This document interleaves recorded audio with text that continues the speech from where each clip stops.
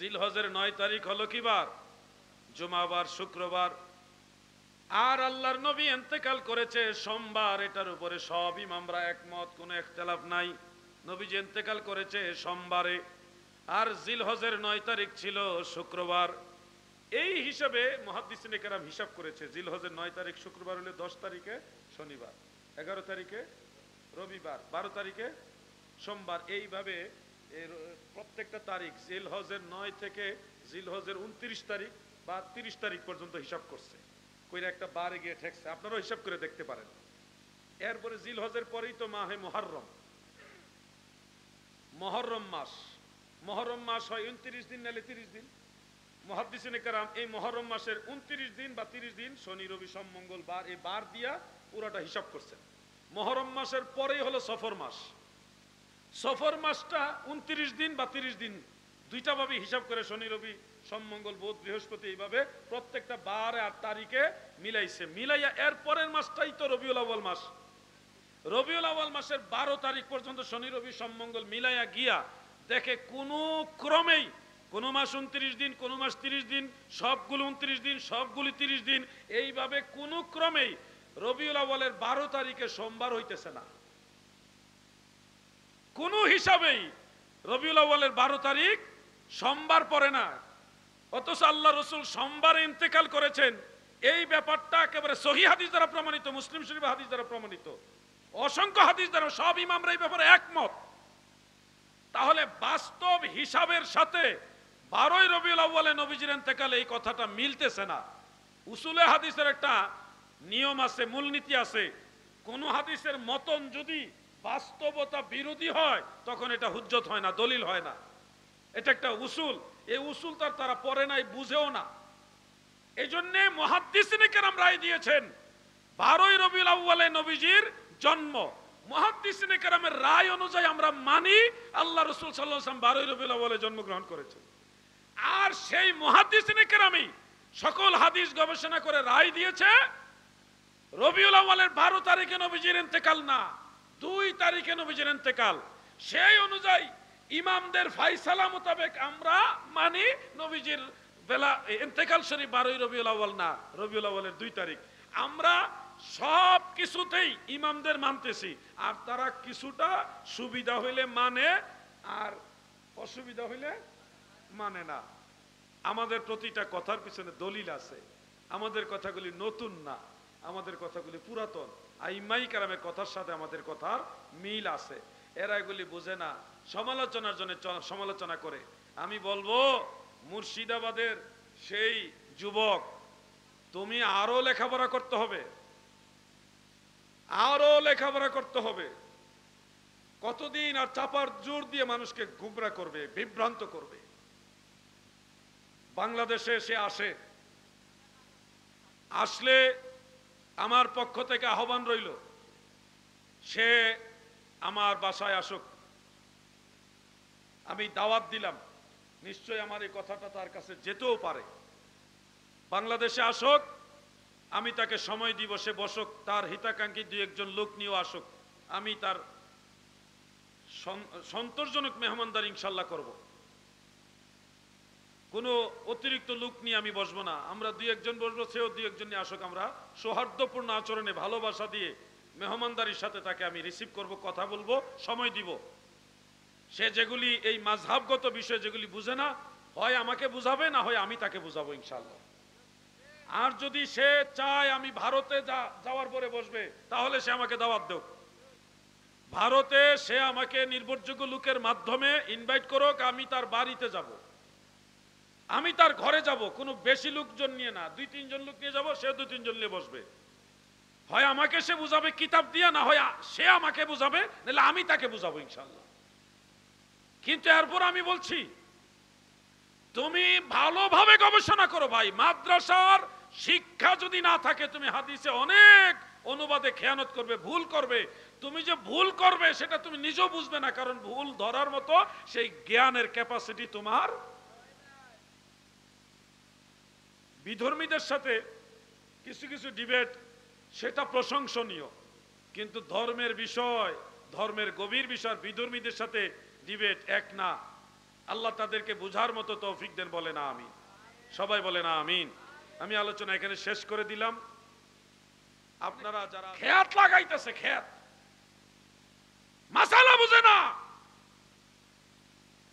মাসালা শুধু নামাজের মাসালা আছে 12,500, এর সব মাসালা কি আমল করার যোগ্য? ইমাম মুহাম্মদ ইবনে হাসান একটা রায় দিছে, এর বিপরীতে ইমাম কাজী খানের আরেকটা রায়। এখন কোনটা প্রাধান্য দিবেন? এই উসুলগুলি জানতে হবে। ইমাম আবু হানিফা বলছে একটা মাসালা, ইমাম আবু ইউসুফ বলছে আরেকটা মাসালা, কোনটা প্রাধান্য দিবেন? এই বিষয়গুলি আপনারা বুঝবেন না। আপনাদের সবার সব ওয়াজ বোঝার দরকার নাই। যারা আলেম বা মাদ্রাসা যারা পড়তেছে তারা এগুলি বুঝার দরকার তাদের। আমি আমার মূল আলোচনার দিকে আসছি। শুনেন, 4 মাযহাব হক। আকীদার দৃষ্টিতে হানাফি, শাফিঈ, হাম্বলি, মালিকি 4 মাযহাবের আকীদা এক।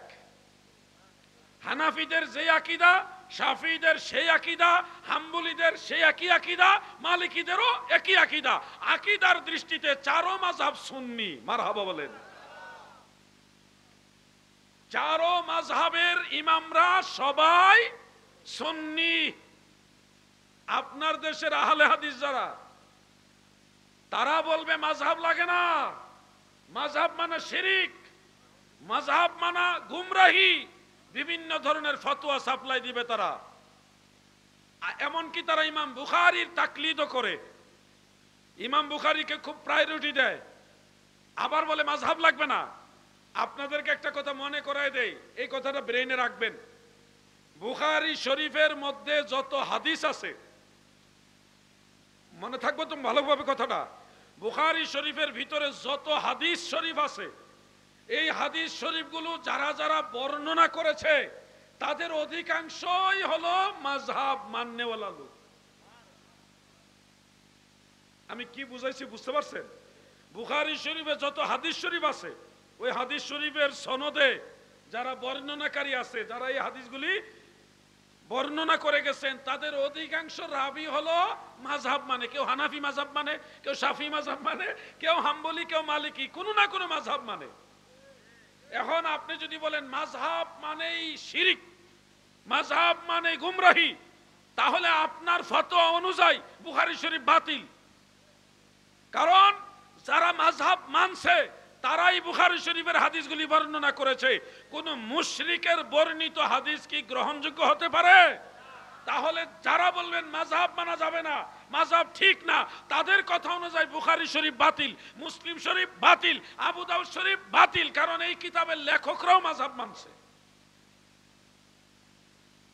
এই কিতাব যারা লিখে গেছে, ইমাম আবু দাউদ সিজিস্তানি নিজে মাযহাব মানছে, উনি নিজেই মাযহাব মানছে, উনি হাম্বলি মাযহাব মানছে। এজন্য আমি যেটা বুঝাতে চাচ্ছি, আহলে হাদিস নামটা সুন্দর, কিন্তু এদের উদ্দেশ্য মারাত্মক। আপনার সন্তানকে সহিহ হাদিসের দোহাই দিয়ে তাকে নিয়ে যাবে সেই রাস্তায়, যেই রাস্তায় ইবনে তাইমিয়া জাহান্নামের দিকে রওনা দিছিল। এরপরে যদি বলেন না জিহাদি ভাই, তাদের কাছে গেলে বড় বড় অনুদান পাওয়া যায়, বিভিন্ন সাহায্য সহযোগিতা পাওয়া যায়, আমি ওদিকে যাবো, আমার ওদিকে গেলে লাভ। দুনিয়ার লাভই লাভ না, আখেরাতের লাভ হলো মূল লাভ। মাশাআল্লাহ বলেন, মারহাবা বলেন। আমার এই যুবক ভাই বললেন আখেরাতটাই হলো মূল। ওয়াল আখিরাতু খায়রুন ওয়া আবকা। আল্লাহ তাআলা বলেছেন আখেরাতটা হলো উত্তম এবং চিরস্থায়ী। এই জন্য আখেরাতের চিন্তা যাদের আছে তারা কোনোদিনও লামাযহাবী হবে না। কারণ আখেরাতে ইমাম ছাড়া কাউকে আমার আল্লাহ ডাকবে না, সব মানুষকে আমার আল্লাহ ইমামের সাথে ডাকবে। ইয়াউমা নাদউ কুল্লা উনাসিন বিইমামিহিম, কোরআনের আয়াত। সেদিন প্রতিটা মানুষকে আমি আল্লাহ তাদের ইমামের সাথে ডাকবো। আমাদের ধর্মের ইমাম হলো মুহাম্মাদুর রাসূলুল্লাহ সাল্লাল্লাহু আলাইহি ওয়াসাল্লাম। আমাদের মাযহাবের ইমাম হলো ইমামে আযম আবু হানিফা রাহমাতুল্লাহ আলাইহি। আমাদের তরিকতের ইমাম গাউসে পাক খাজা গরিব নওয়াজ মুঈনুদ্দিন চিশতি, বাহাউদ্দিন নকশবন্দ আল বুখারী, মুজাদ্দিদ আল ফেসানি আল ফারুকি। আমাদের অভিভাবক আছে, প্রত্যেকটা ফ্যামিলির একজন অভিভাবক থাকে। আপনি যদি বলেন না রাসূল ছাড়া কোনো অভিভাবক মানি না, বলো তোমার ঘরে তোমার বাবাও তো অভিভাবক। রাসূল সাল্লাল্লাহু আলাইহি সাল্লাম কি তোর ঘরের অভিভাবক নিরে? তো সমাজের একজন অভিভাবক আছে না? রাসূল সাল্লাল্লাহু আলাইহি সাল্লাম ছাড়া কোনো ইমাম মানি না। আরে কি কস তুই? আমার নবী কি শুধু ইমাম? তিনি নবীদের ইমাম, রাসূলদের ইমাম। নবী তুমি ইমামুল আম্বিয়া। আল্লাহ রাসূল সাল্লাল্লাহু আলাইহি সাল্লামকে ইমাম মানতে গিয়ে সব ইমাম অস্বীকার করতেছে। তাহলে তুমি সমাজের ক্ষেত্রে মেম্বার, ওয়ার্ডের ক্ষেত্রে মেম্বার, তারপরে ইউনিয়নের ক্ষেত্রে চেয়ারম্যান, তারাও তো অভিভাবক। কি তারা অভিভাবক না? আপনি দেখেন, বলবেন এটা জাগতিক উদাহরণ, ধর্মীয় উদাহরণ দেন। ধর্মীয় উদাহরণে দেখো, গভর্নর ছিল, প্রত্যেক স্টেটে আলাদা আলাদা মুসলমানদের অভিভাবক হিসেবে গভর্নর ছিল। গভর্নর, মুসলমানদের গভর্নর ছিল ডিসি। এখন যেমন এক এক জেলা এক একজন ডিসি, আগে মুসলমানদের বৃহৎ একটা এলাকার একজন গভর্নর ছিল। তাদের অভিভাবক ছিল আমিরুল মুমিনিন, যিনি উনি। এইভাবে ধারাবাহিকতা, সব জায়গায় নবীজি ইমাম, আর কোন ইমাম মানি না, এই ধারণাটাই হলো ভুল। আপনাকে আপনার পরিবারে বসবাসের জন্য আপনার আব্বাজান বা বড় ভাই, তাকে অভিভাবক মানতে হবে। সমাজের ক্ষেত্রে পঞ্চায়েতের যিনি একজন সভাপতি আছে, পঞ্চায়েতের প্রধান, তাকে মানতে হবে। ওয়ার্ডের ক্ষেত্রে মেম্বারকে সম্মান করতে হবে। ইউনিয়নের ক্ষেত্রে চেয়ারম্যানকে সম্মান করতে হবে। এটা একটা প্রটোকল, একটা সিস্টেম। এগুলি না মেনে আপনি বলবেন সব জায়গায় নবীজি ইমাম, এটা একটা কাল্পনিক কথা, অগ্রহণযোগ্য কথা। আমার নবী কুল মাখলুকাতের ইমাম। আমার নবীর মর্যাদা সমস্ত সৃষ্টির ঊর্ধ্বে। তুমি নবীজিকে ইমাম বানাইতে গিয়ে তোমার ঘরেও যদি বলো আমার ঘরে নবীজি ইমাম, আমি আব্বা মানি না, তাহলে কি হবে? মাযহাবের ক্ষেত্রে একাধিক ইমাম, তরিকতের ক্ষেত্রে একাধিক ইমাম। এই একাধিক তরিকা, একাধিক মাযহাবকে তারা মনে করে ইসলাম বহির্ভূত এগুলি জিনিস। অনেক সময় যুবকরা তোমাদেরকে প্রশ্ন করবে, আপনারা কি কোরআন হাদিস মানেন না মাযহাব মানেন? এই প্রশ্নগুলি করে। অনেক সময় এভাবে করে, ইসলাম মানেন না মাযহাব মানেন? অনেক সময় বলে হাদিস মানেন না মাযহাব মানেন? এই প্রশ্নগুলি করে। আমি আপনাদের একটু ঘুরাইয়া বোঝানোর জন্য প্রশ্ন করি, হাদিস মানেন না বুখারী শরীফ মানেন? মাত্র 2-3 জনের না উত্তর দিলেন। হাদিস শরীফ মানেন না বুখারী শরীফ মানেন? কেন দুইটা মানেন? বুখারী শরীফ মানে হাদিস শরীফ, হাদিস শরীফ মানেই বুখারী শরীফ। একটার একটার বিপরীত না, একই জিনিস। ঠিক তেমনি ভাবে ইসলাম মানেন না মাযহাব মানেন, এই দুইটা একই জিনিস। ইসলাম মানার জন্যই মাযহাব মানা হয়, হাদিস শরীফ মানার জন্যই বুখারী শরীফ মানা হয়, ইসলাম মানার জন্যই মাযহাব মানা হয়। কারণ মাযহাবে যা কিছু রয়েছে সবই ইসলামের আমল। ঠিক না বেঠে? একটার বিপরীতে যারা দাঁড় করা, এরগুলি বুকা। আমাদের যুবকদেরকে কনফিউশন মধ্যে ফেলে। এই আবু হানিফার কথা মানবা না নবীর কথা মানবা? আরে আবু হানিফা কি নিজে বানায় কোনো কথা বলছে? যে আবু হানিফার কথাটাকে রাসূল পাকের হাদিস শরীফের বিপরীতে তুমি দাঁড়া করাচ্ছ? ইমাম আবু হানিফা রাহমাতুল্লাহ আলাইহির যে খেদমত, ওই খেদমত আমরা যদি আল্লাহর কাছে অনেক ভাবে আদায় করি, শুকরিয়া আদায় করি, ইমাম আবু হানিফার কৃতজ্ঞতা স্বীকার করা হবে সম্ভব না। ওই সময়ের সমস্ত হাফিজুল হাদিসদেরকে এক জায়গায় করে উনি হাদিস নিয়ে গবেষণা করে রাসূলের তরিকা বের করেছে। যেমন আমি আপনাদের একটা উদাহরণ দেই, মনে হয় লম্বা একটা না কথা বলতেছি তো জুইত লাগতেছে না, নাও লাগতে পারে, এটা স্বাভাবিক। কারণ আজকে আমি বলছি ওই অন্য সময় যেমন একটা ওয়াজ করি এইরকম না, আজকে এমনি লেকচার হবে, লেকচার। আপনাদেরকে একটু আনন্দ তো লাগে, একটু দুরূদ শরীফ পড়ে, দুরূদ শরীফে আনন্দ লাগবে তো ইনশাল্লাহ। আল্লাহুম্মা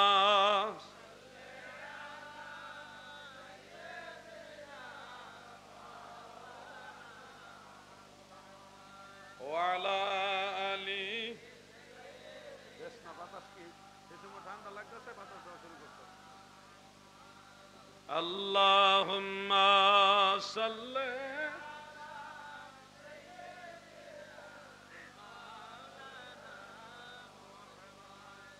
ওয়া আলা আলি সাইয়্যিদিনা। ভাই আমার শুনেন, আমাদের সুন্নিদের তরফ থেকে এক এক দরবারে মুরিদানরা এক এক রকম টুপি পরে, কিন্তু কেউ কারে কাফের বলে না। এক দল আরেক দল টুপি খুলে ফেলে না। এক পীরে ভালো লাগছে সবুজ টুপি পরতেছে পরে, আরেক পীরে ভালো লাগতেছে সাদা টুপি পরতে পরে, আরেকটি ভালো লাগতেছে কালো টুপি পরতেছে। টুপি ভিন্নতা আছে কিন্তু ঝগড়া নাই, মারামারি নাই, একজন আরেকজনের টুপি খুলে ফেলে না। কিন্তু এটা একেবারেই দুই একটা জায়গায় বিচ্ছিন্ন ঘটনা থাকলে এটা আমলে নেওয়ার মতো না, কিন্তু সামগ্রিকভাবে টুপির ভিন্নতা। আজকের মাহফিলে কত রকমের টুপি দেখেন, অনেকের টুপি নাই, যাদের আছে বিভিন্ন রকমের টুপি আছে। তো এই যে টুপির ভিন্নতা থাকা সত্ত্বেও আমাদের মধ্যে টুপি নিয়ে বাড়াবাড়ি নেই।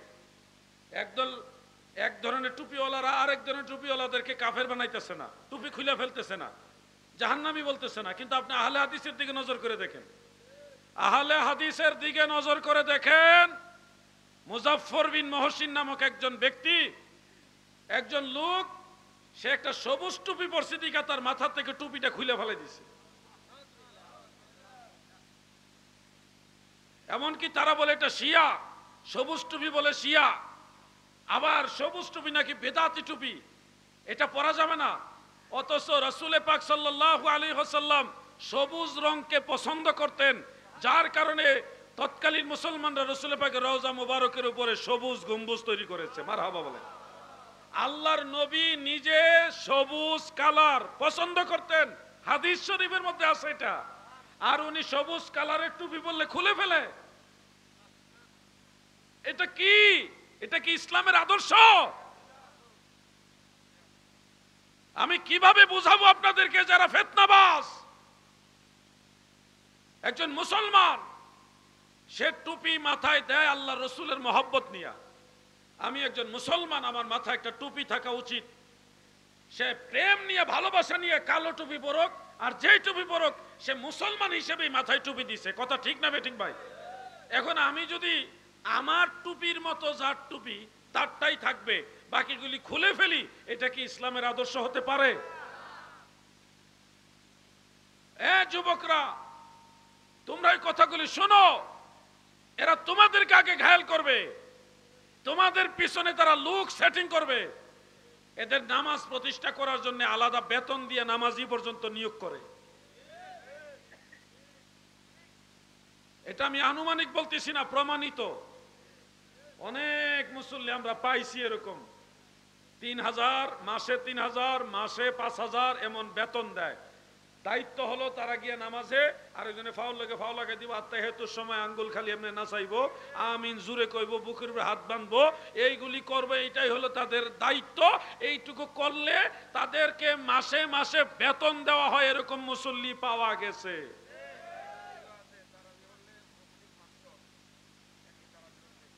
হ্যাঁ, ওই যে নগদ 500 টাকা তারাবি পড়লে, তাদের সিস্টেমে 8 টাকার তারাবি পড়লে 500 টাকা একদিনে।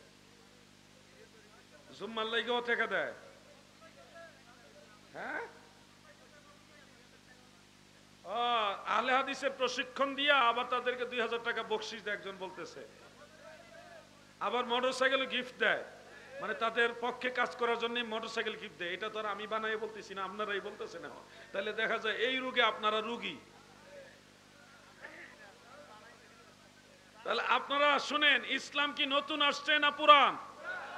আপনারা কি নতুন ইসলাম নিবেন না মদিনাওয়ালার ইসলাম নিবেন? তাহলে যে ইসলাম সাহাবাই কারাম তাবিগণ তবে তাবিগণ শতাব্দীর পর শতাব্দী 1450 বছর যাবত চলে আসছে, সেই ইসলাম বাদ দিয়া যারা টাকা দিয়া, বকশিশ দিয়া, মোটরসাইকেল দিয়া, বিভিন্ন টাকা পয়সা দিয়া, প্রলোভন দিয়া যারা লুক সেটিং করে নতুন ইসলাম শিখাইতে চায়, আমরা এই নতুন ইসলাম চাই না। এই নতুন ইসলামকে বাদ দিয়া মদিনাওয়ালার ইসলাম নিতে হবে। ঠিক না ঠিক?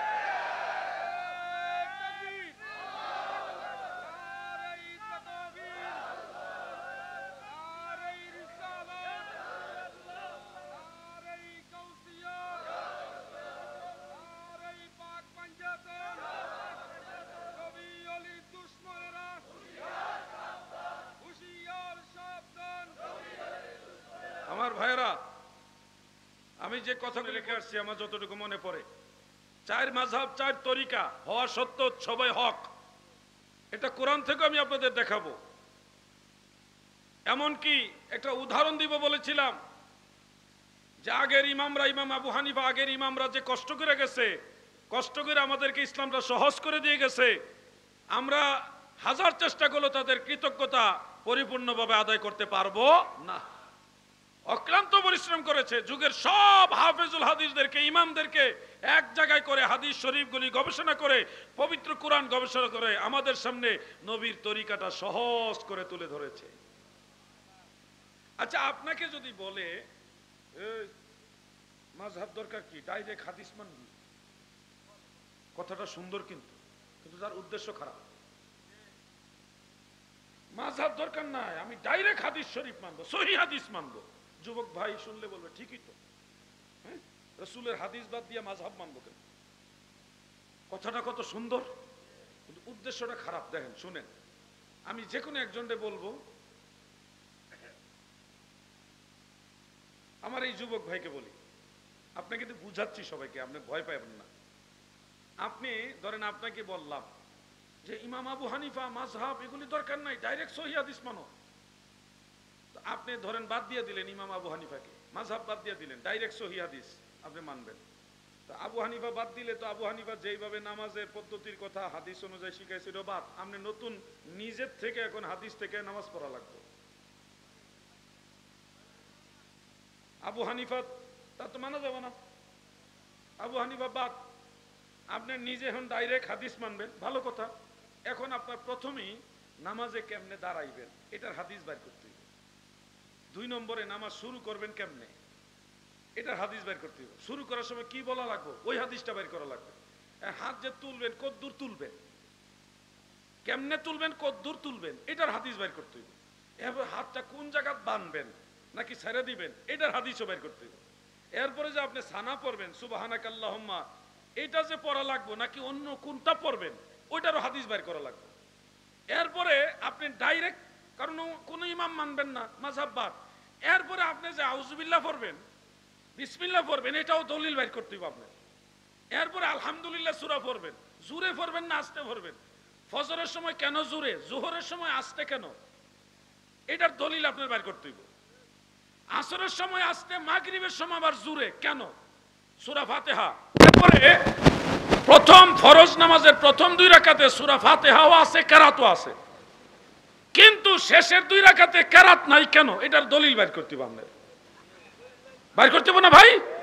4 রাকাত ফরজ নামাজে প্রথম 2 রাকাতে, এশার নামাজের কথা বলি, প্রথম 2 রাকাতে জোরে জোরে কেরাত, শেষের 2 রাকাতে আস্তে আস্তে কেরাত, কোন সহিহ হাদিস আছে বের করতে হবে, বাইর করা লাগবে নি ভাই। আবু হানিফা বাদ, আবু হানিফা মানতাম না, তাহলে আমি নিজে ডাইরেক্ট সহিহ হাদিস, তো আমার তো নিজে এগুলি বের করতে হবে। এরপর আপনি কেরাত শেষ হলে রুকুতে যাইবেন, কি বইলা রুকুতে যাইবেন ওইটা বাইর করতে হবে। রুকুতে যাইয়া কি বলবেন, কয়বার বলবেন, এটা বাইর করতে হবে আপনার হাদিস থেকে। আবার রুকুতে কি বলে দাঁড়াইবেন ওটাও বাইর করতে হবে। দাঁড়াই আবার কিছু বলা লাগবে কিনা ওটাও হাদিস থেকে বের করতে হবে। একেবারে নামাজের শুরু থেকে শেষ পর্যন্ত যা যা করার দরকার সব কিছু আপনার নিজেকে সহিহ হাদিস থেকে বের করতে হবে। এখন আপনি যদি বলেন না, আমাদের শায়খ আব্দুর রাজ্জাক বিন ইউসুফ সাহেব উনি বই লিখেছেন প্রিয় নবীজি বা রাসূলের সালাত, রাসূলুল্লাহর সালাত, সেই বই পড়ে আমি জেনে নিব আল্লাহ রাসূলের নামাজ কিরকম ছিল। শুরু থেকে শেষ পর্যন্ত আব্দুর রাজ্জাক বিন ইউসুফ সাহেবের বই পরে আপনি জানলেন যে এইভাবে নামাজ, এইভাবে রুকু, এইভাবে সেজদা, এইভাবে কেরাত, এইভাবে জেহেরি কেরাত, এইভাবে খফি কেরাত, পুরো নামাজটা আপনি শিখলেন কার বইয়ের থেকে? আব্দুর রাজ্জাক সাহেবের বই থেকে। আচ্ছা, তাহলে বেশ কমটা কি হইল? আমি ইমামে আজম আবু হানিফা রহমতুল্লাহ আলাইহি কোরআন সুন্নাহ গবেষণা করে আমাকে একটা থিম দিছে এইভাবে রসুলের নামাজ, আর আব্দুর রাজ্জাক সাহেব আপনার একটা থিম দিছে এইভাবে রসুলের নামাজ। সিস্টেমটা কি দুই না একই? আপনি ইমাম আবু হানিফার গবেষণা মানতেছেন আর উনি আব্দুর রাজ্জাক সাহেবের গবেষণা মানতেছে। কথাগুলি বুঝছেন? মর্যাদাগতভাবে আকাশচুম্বী ব্যবধান আছে, কিন্তু সিস্টেম একই হইল। আমি ইমাম আবু হানিফা রহমতুল্লাহ আলাইহির মতো এত বড় 1450 বছরের ইতিহাসে যত মুস্তাহিদ আছে সাহাবীদের পরে, সমস্ত মুস্তাহিদদের মধ্যে ইমাম আজমের মর্যাদা অগ্রাধিকার অনেক বেশি। সেই ইমাম আবু হানিফা এবং ওনার মাযহাবে যত মুস্তাহিদ, তাদের গবেষণা লব্ধ রাসূল সাল্লাল্লাহু আলাইহি সাল্লামের সুন্নতি নামাজ মানতেছে, আমল করতেছি। আর আপনি আব্দুর রাজ্জাক বিন ইউসুফ, যে শুদ্ধ করে সূরা ফাতিহা পড়তে গেলে ঝামেলা হয়, হাদিসের ইবারত পড়তে গেলে সমস্যা হয়, যার ওয়াজে জীবনে কতগুলা ভুল তথ্য দিছে সে নিজেও জানে না, এই লোকের গবেষণা হাদিস মানতেছেন। তো সিস্টেম তো আলাদা হলো না, একই সিস্টেম হলো। আব্দুর রাজ্জাক সাহেবের অনুসরণের তুলনায় ইমাম আজম আবু হানিফা রহমতুল্লাহ আলাইহির অনুসরণ, এটা কি ভালো না খারাপ? আর ভালো, আনলিমিটেড ভালো আমি মনে করি। কোথায় রাজরানী, কোথায় বট গাছের ফেরতিনি? এক মসজিদের শায়ক ওয়াজ করতেছে, আপনারা কোন মাযহাব মানবেন না, কোন ইমাম মানার দরকার নেই, কোন ওলি লাগবে না, কোন পীর লাগবে না, কোন তরিকা লাগবে না, সরাসরি সহিহ হাদিস মানবেন, সরাসরি সহিহ হাদিস মানবেন, বাকি সব বাতিল। একজন যুবক আওয়াজ দিয়া দাঁড়িয়ে বলল, ঠিক। ঠিক বলার ঠেলায় শায়েখ নিজেও ভয় পেয়ে গেছে। ওই যুবক বলতেছে, শায়েখ আপনি বক্তব্য বন্ধ করুন, আপনাকে আমরা মানি না, আমরা সরাসরি সহিহ হাদিস মানি, আমরা আপনাকেও মানি না, বন্ধ করুন। শায়েখ এবার বলতেছে, কেন মানবে না? আমি তো সহিহ হাদিসের আলোকে কথা বলছি। তখন যুবক বলতেছে, সহিহ হাদিসের আলোকে ইমাম আবু হানিফাও তো বলেছে, ইমাম শাফি বলেছে, ইমাম মালিক বলেছে, আগের ইমামরা কোরআন এবং সহিহ হাদিস থেকে বললে তাদেরকেই যদি না মানা যায়, এই বড় বড় ইমামদেরকে যদি বাদ দিতে হয়, আপনি তো কিছুই না, আপনি আরো আগে বাদ।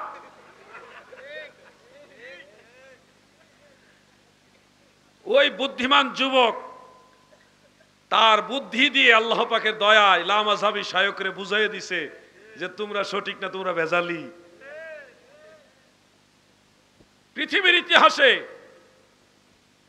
এই আহলে হাদিস যে ফেরকাটা, এটা একটা ভয়ঙ্কর বাতিল ফেরকা। কৌশলে মানুষের ঈমান নষ্ট করে, কৌশলে মানুষের আমলও নষ্ট করে। আমি একটা উদাহরণ দিতে চেয়েছিলাম, উদাহরণটা নিয়ে আসছি। কষ্ট হইতাছে? হইলে অজ্ঞা কষ্ট। আজকে আমি আর 10 থেকে 12 মিনিট কথা বলে আপনাদেরকে ছেড়ে দেব ইনশাআল্লাহ, আপনারা ভয় পাবেন না।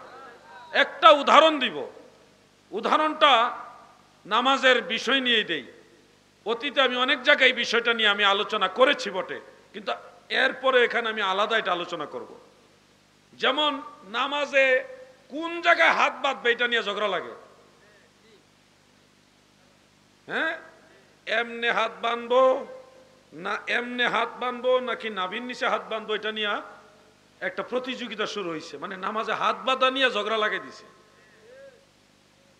আমি আজকে ক্লিয়ার ভাবে বলে যাচ্ছি, যারা বুকের উপরে হাত বাঁধার জন্য, এটা প্রতিষ্ঠা করার জন্য নাভির নিচে হাত বাঁধাকে জাল হাদিস বলে বেড়াচ্ছে, ঘৃণা ছড়াচ্ছে, এরা ফিতনাবাজ।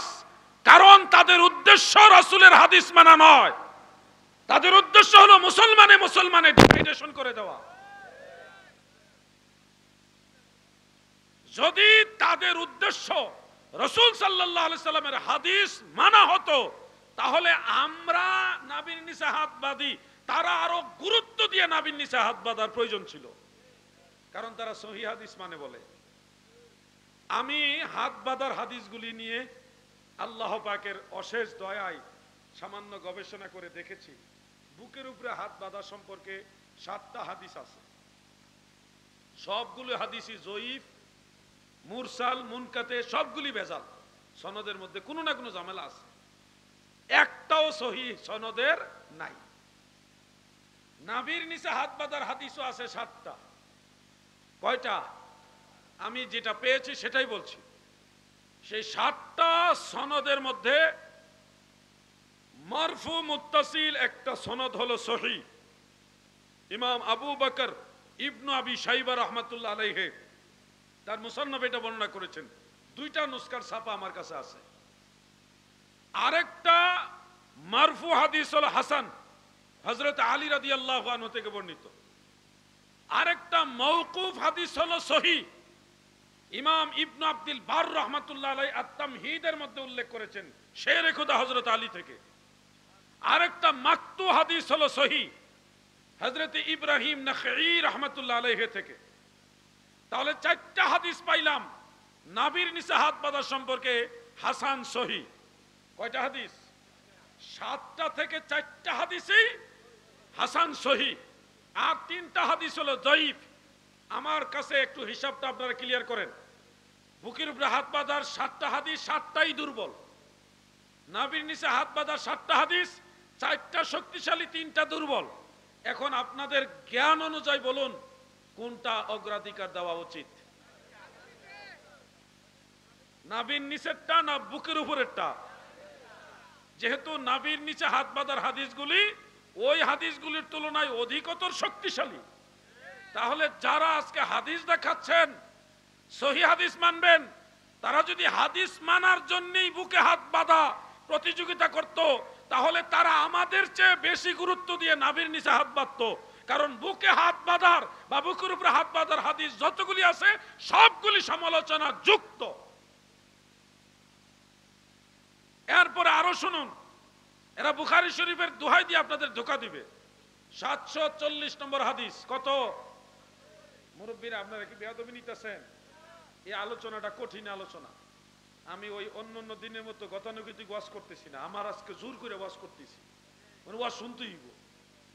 আপনারা জোর করে ওয়াজ শুনবেন। এটা হলো একটা লেকচারের মতো, ভালোবাসার দাবিতে বলছি আর কি। তো আমি যেই কথাটা বলছি, বুখারী শরীফের 740 নম্বর হাদিসের দোহাই দিবে, দিয়ে বলবো ওখানে আছে বুকের উপরে হাত বাঁধার কথা। এটা একটা টাটকা মিথ্যা কথা। বুখারী শরীফের হাদিসটা হলো আন সাহল ইবনে সাঈদ রাদিয়াল্লাহু তাআলা আনহু قال كان الناس يؤمرون ان يدع। হযরত সাহল ইবনে সাঈদ বলেন লোকের আমাদেরকে কান الناس يؤمرون আমাদেরকে আদেশ করা হতো আইয়াদা আইদিহিম, এবারটা আমার পুরাটা স্মরণে নাই, আলা জিরাইহিল ইউসরা ফিস সালাহ, শেষের অংশটা হলো এভাবে, লোকেরা আমাদেরকে আদেশ দিতেন নামাজের মধ্যে বাম বাহুর উপরে যেন আমরা ডান হাত রাখি। জিরা আলা জিরাইহিল ইউসরা ফিস সালাহ, বাম হাতের যে বাহু এটার উপরে যেন আমরা ডান হাতটা রাখি, এই মর্মে আমাদেরকে আদেশ করা হতো। কিন্তু আপনারা খেয়াল করে দেখেন, এখানে বুকের উপরের কথাও নাই, নাভির নিচের কথাও নাই, নাভির উপরের কথাও নাই, শুধু বলা হয়েছে আমাদেরকে আদেশ করা হতো আমরা যেন বাম হাতের উপরে ডান হাত নামাজের মধ্যে রাখি। তাহলে বাম হাতের উপরে ডান হাত রাখার পদ্ধতি কি? এটা তো আল্লাহ রাসূলের হাদিসে আছে, সহিহ মুসলিম, সুনান আবি দাউদ এবং সহিহ ইবনে খুজাইমা অন্যান্য হাদিস গ্রন্থের মধ্যে সহিহ সনদে আছে। হযরত ওয়াইল ইবনে হুজর বলেন রাইতু রাসূলুল্লাহি সাল্লাল্লাহু আলাইহি ওয়াসাল্লাম ইজা ইফতিতাহাস সালাহ রাফা ইয়াদাইহি, আমি আমার আল্লাহর নবীকে দেখেছি গো, নামাজ শুরু করার সময় নবীজি 2 হাত উঁচা করতেন। সুম্মা ওয়াদা ইয়াদাহুল ইয়ুমনা আলা কাফিহিল ইউসরা, এরপরে নবীজি বাম হাতের কবজির উপরে ডান হাত রাখতেন। তাহলে বাম হাতের কোন জায়গার উপরে ডান হাত রাখতেন? সবাই কি বুঝতেছেন কথাটা? এটা কিন্তু সহিহ মুসলিম সহ আবু দাউদ শরীফ এবং নাসাই শরীফ। ভাই ঘুমায়েন না, আল্লাহর দোহাই লাগে আপনি ঘুমায়েন না। আলেম মানুষ, আপনি সাথে ইয়ে দিলে মানুষের মধ্যে একটা আসবে, আপনার ক্লান্ত আমি বুঝতে পারবো, তারপরে ঘুমাইবেন না। একটু চা দাও, দাও গরম পানি দাও, খাক। আপনারা আমাকে একটু সহযোগিতা করেন, বলেন বাম হাতের কোন জায়গায় ডান হাত রাখতে হবে? এই যুবক ভাইরা পিছনে যারা আছেন বলেন বাম হাতের কোন জায়গায় ডান হাত রাখতে হবে? মাঝখান থেকে একজন যুবক দাঁড়াও, দাঁড়াও, একজন যুবক, ভয় পাবেন না, দাঁড়ান না। আপনি আমার কথাটাকে শুনেন। দয়াল নবী রাসূল করিম সাল্লাল্লাহু আলাইহি ওয়াসাল্লাম বাম হাতের কবজির উপরে ডান হাত রাখতেন। আপনিও নবীজিকে ফলো করবেন এবং বাম হাতের কবজির উপর ডান হাত রাখবেন। কোনো দলাদলি করেন না, কোনো ঠেলাঠেলি করবেন না, উপরেও নিবেন না, নিচেও নিবেন না। এই কবজিতে রাখা অবস্থায় যেখানে নরমালি হাত যায় ওখানে রাখেন। এবার একটু আপনি ঘুরে সবাইকে দেখান কষ্ট করে, সবাই একটু খেয়াল করেন। উনি কি আমার লোক? আমি কি ভাড়া করে আনছি ওনারে? নাইলে আবার পরে আমি ভাড়া করে আনছি, আমার জ্বালা আছে তো। আপনারা সবাই দেখলেন নিরপেক্ষ ভাবে যদি বাম হাতের কবজির উপরে ডান হাত রাখা হয়, যেখানে উপরে নিচে কোনো ঠেলাঠেলি নাই, তাহলে নিরপেক্ষভাবে সহিহ মুসলিমের হাদিস থেকে, সহিহ বুখারীর হাদিস থেকে, সুনান আবি দাউদের হাদিস থেকে প্রমাণ হয় বাম হাতের কবজির উপরে ডান হাত রেখে যদি নিরপেক্ষভাবে রাখা হয় তাহলে নাভির নিচে হাত রাখাটাই হলো রাসূলুল্লাহর সুন্নাত। সুবহানাল্লাহ। তারা যেই হাদিস দলিল দেয় বুকের উপরে হাত বাঁধার, ওইটার থেকে আমরা দলিল পাই নাভির নিচে হাত বাঁধার। ভারতের এক ভদ্রলোক, সে দাবি করেছিল তাহাজ্জুদ নামাজ আর তারাবি নামাজ একই।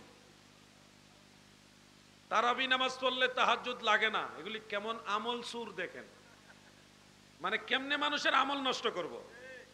মুনাজাত করা লাগে না, নফল নামাজ পড়ে না, বেশি একটা সুন্নতও পড়ে না, শবে বরাতের নামাজও পড়ে না, রোজা তো রাখেই না, শবে মেরাজেরও নাই, রোজা তো নাইই, শবে কদর উপলক্ষে স্পেশালি তেমন কোন নামাজ তারা পড়ে না। এই যে নাই গোষ্ঠী হইল লামাজাবি। খেয়াল করে দেখেন, এই ইন্ডিয়ার ভদ্রলোক, তার বাড়ি মুর্শিদাবাদ, সে জেনারেল শিক্ষিত, মাদ্রাসা শিক্ষিত না। সে আমাকে দলিল দেয় আবু দাউদ তিরমিজি শরীফের হাদিস দিয়া, সেখানে উল্লেখ আছে রাসূল সাল্লাল্লাহু আলাইহি সাল্লাম পরিবারের সবাইকে নিয়ে তারাবি নামাজ পড়ছে, তাহাজ্জুদ পড়ে নাই। অতএব তারাবি পড়লে তাহাজ্জুদ লাগবে না, দলিল দিছে। আমি দেখলাম ওই হাদিসের মধ্যে উল্লেখ রাসূল সাল্লাল্লাহু আলাইহি ওয়াসাল্লাম প্রথম রাত্রে সাহাবীদেরকে নিয়ে নামাজ আদায় করলেন। এরপরে ওয়াদা আহলাহু, নবীজির পরিবার পরিজনকে ডেকে ডেকে উঠালেন, ঘুম থেকে ডেকে উঠালেন, মানে সবাই ঘুমিয়েছিল। নবীজির পরিবারের সদস্য যারা ছিল তারা কি ছিল? ঘুমিয়েছিল। প্রথম সবাইকে নিয়ে নামাজ পড়ছে, সব সাহাবীদের নিয়ে, নবীজির পরিবারের সবাইকে নিয়ে তারাবি নামাজ পড়ছে। পড়ার পরে আবার নবীজি পরিবারের লোকদের ডেকে তুলছে, মানে কি তারাবির পরে ওনারা ঘুমাইছিলেন, নবীজি ঘুমান নাই, ঘুমাইছেন। ঘুমানোর ফলে নবীজি তিনাদেরকে ডেকে তুললেন। ডেকে তোলার পরে আবার তাদেরকে নিয়ে আল্লাহ রসুল তাহাজ্জুদ নামাজও পড়লেন, মানে আবার নামাজ পড়লেন। তাহলে এখানে নামাজ কি একটা বোঝা যাচ্ছে না দুইটা নামাজ? প্রথম রাইতে সবারে নিয়ে নামাজ পড়ছে, এরপরে কেউ ঘুমাইছে কেউ ঘুমায় নাই, ফলে যারা ঘুমাইছে নবীজি তাদেরকে ডেকে ডেকে তুলছে, তোলার পরে আবার নামাজ পড়ছে। তাহলে নামাজ কি একটা না দুইটা? আমি ওই লোকের গেলাম, ভাই এখানে ফাইল আর ফেল এগুলি যদি না বুঝেন আপনি, আপনার আমি হাদিস বুঝাইতে পারবো না। এখানে যে ফেল আছে, ইউসাল্লুনা একটা ফেল, আবার শেষে সাল্লাবিনা এটা আরেকটা ফেল। এই দুইটা ফেল, দুইটা নামাজ এখানের কথা। এই হাদিসের মধ্যে আছে দুইটা নামাজ। যে হাদিস পরে আপনি মনে করতেছেন নবীজি তারাবি পড়ছে, তাহাজ্জুদ পড়ে নাই, ওই হাদিসের মধ্যে আছে নবীজি দুইবার নামাজ পড়ছে। তখন সে পয়েন্ট ধরলো, হ্যাঁ তাহাজ্জুদ পড়ার জন্য শর্ত হলো ঘুম থেকে উঠতে হবে, ঘুমের থেকে একটু বিশ্রাম নিয়ে তারপরে তাহাজ্জুদ পড়তে হবে। আল্লাহ রাসূল সাল্লাল্লাহু আলাইহি সাল্লাম তো ঘুমান নাই, তার মানে এটা তাহাজ্জুদ না, এটা তারাবি ছিল। আমি তখন বললাম, ভাই আরেকটু পড়েন, মান কামা রমাদানা ঈমানান ওয়াহতাসাবান গুফিরা লাহু মা তাকাদ্দামা মিন যামবিহি। আল্লাহর রাসূল বলেছে, মান কামা রমাদানা, মাহে রমাদানের রাত জেগে যারা নফল নামাজ পড়ে, ঘুমাইবার কথা বলে নাই নবীজি, রাত জেগে যারা মাহে রমাদানে নামাজ পড়ে তাদের অতীতের সব গুনাহ মাফ। মাহে রমাদানের মাসালা এক, আর মাহে রমাদানের বাইরের মাসালা হইল আরেক। মাহে রমাদানের বাইরে কেউ তাহাজ্জুদ পড়তে চাইলে সে কিছুক্ষণ বিশ্রাম নিয়ে তারপরে শেষ সাথে তাহাজ্জুদ পড়তে হবে, এটা ঠিক আছে মাসালা। কিন্তু রমজান মাসের মাসালা স্পেশাল, ওই সারা রাত নামাজ পড়ার কথা আল্লাহ নবী বলে গেছে, ঘুমাইবার কথা বলে নাই। এরপরে পাগলা ঠান্ডা হইছে। এইগুলি হলো আহলে হাদিস। সেই ইমাম আবু হানিফা রহমাতুল্লাহ আলাইহির রেফারেন্স দিয়ে প্রমাণ করতে চাইছিল যে ইমাম আবু হানিফা তারাবি পড়ছে, তাহাজ্জুদ পড়ে নাই। বহুত কষ্ট করে একটা কিতাব থেকে রেফারেন্স দিয়েছে, আমি পরে ওই কিতাব থেকে দেখাইলাম, দেখ বুকা, মাদ্রাসাত পড়স নাই তো এর লেগে বুঝোস না। এখানে উল্লেখ, প্রথম রাত্রি ইমাম আবু হানিফা তিনার আম্মাজান সহ সবাই মিলে একজন তাবিঈ উনার সাথে নামাজ পড়েছে, তারাবির নামাজ। শেষ রাতে ওই তাবিঈ যিনি ইমামতি করেছেন উনি আলাদাভাবে আবার নামাজ পড়েছে একা একা। প্রথম রাতের নামাজটা হয়েছে সবাই মিলে জমা মুতাকাল্লিম, আর শেষের নামাজটা হয়েছে ওয়াহিদ মুতাকাল্লিম, মানে উনি একাই নামাজটা পড়ছে। তাহলে এই হাদিসের মধ্যে আছে যে, এই হাদিসের মধ্যে আছে নামাজ দুইটা, একটা তারাবি আর একটা তাহাজ্জুদ। আমি বললাম, ভাই তোর আল্লাহর দোহাই লাগে, একজন ভালো আলেমের কাছে যা, নাহু সরফ পড়, গ্রামার পড়, নাইলে তুই সর্বনাশ করে লেবি। এরপরে ভদ্রলোক ঠান্ডা হইছে। এইবার গত কয়েকদিন আমি যখন ফিলিস্তিনে ছিলাম, ফিলিস্তিন জর্ডানে ছিলাম,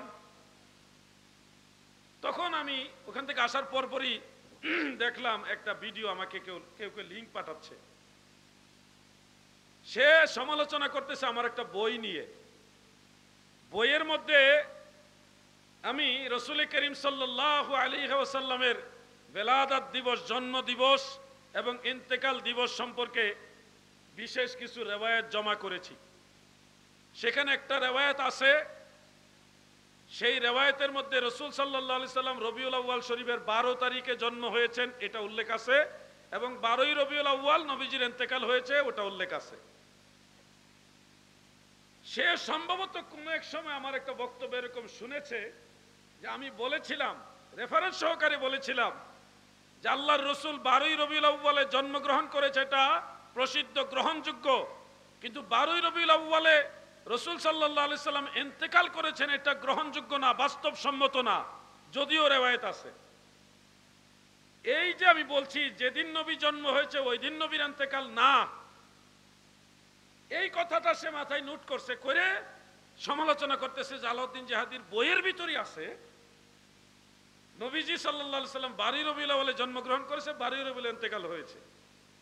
আসল বিষয়টা হলো তারা সমালোচনার জন্যই সমালোচনা করে, আমাদের বক্তব্য আমরা নিজেরা উদ্ঘাটন করি না। 12ই রবিউল আউয়ালে নবীজির জন্ম, এই ব্যাপারে যত হাদিস আসার রয়েছে সবগুলি তাহকিক করে গবেষণা করে সলফে সালিহিন মুহাদ্দিসিনে কেরাম আইম্মাই কেরাম তিনারা ফয়সালা দিয়েছে। উলিদান নবী সাল্লাল্লাহু আলাইহি ওয়াসাল্লাম ফি শাহরি রবিউল আউয়াল সানি আশারা মিন শাহরি রবিউল আউয়াল। রাসূল সাল্লাল্লাহু আলাইহি সাল্লাম রবিউল আউয়ালের 12 তারিখে জন্মগ্রহণ করেছে, এই ফয়সালা আমার না, এটা আহলে সুন্নাত ওয়াল জামাতের ইমামদের ফয়সালা। এরপরে 12ই রবিউল আউয়ালে নবীজির ইন্তেকাল হয়নি, রবিউল আউয়ালের 2 তারিখে নবীজির ইন্তেকাল শরীফ হয়েছে, এই মর্মেও হাদিস আছে, রিওয়ায়াত আছে। আবার 12ই রবিউল আউয়ালে ইন্তেকাল হয়েছে, এটারও রিওয়ায়াত আছে। সবগুলি রিওয়ায়াত একসাথে করে ইমাম ইবনে হাজার আসকালানি রাহমাতুল্লাহ আলাইহি, ইমাম শিহাবউদ্দিন কাসতালানি রাহমাতুল্লাহ আলাইহি, ইমাম সুহাইলি রাহমাতুল্লাহ আলাইহি, এরকম এক জামাত আইম্মাই কেরাম তিনারা হিসাব করে গবেষণা করে তাহকিক করে বাস্তবতার সাথে ম্যাচিং করে দেখেছেন 12ই রবিউল আউয়ালে নবীজির ইন্তেকাল হয়েছে। এটা অগ্রহণযোগ্য, বাস্তব ধর্মী কথা নয়। এই ফয়সালাটা আলাউদ্দিন জাহাদির না, এটাও আহলে সুন্নাতুল জামাতের ইমামদের ফয়সালা। 12 রবিউল